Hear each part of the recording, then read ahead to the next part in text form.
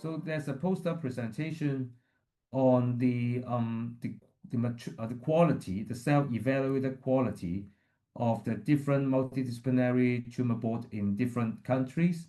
So we try to assess the score on the different aspect of the tumor board, which ranged from like the professionalism, the quality, the referral basis, or the maturity and the culture, and also the the auditing, quality assurance of the different MDT.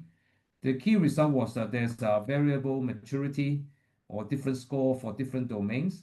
Most of the MDT they score highly for the like professional knowledge, communication, or the patient referral.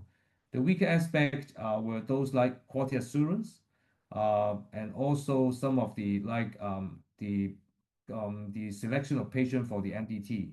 So this means that there is potential room for improvement in the quality of the MDT for the HCC, and this is particularly important when we have a different modality of the treatment and also the different pathway of the patients.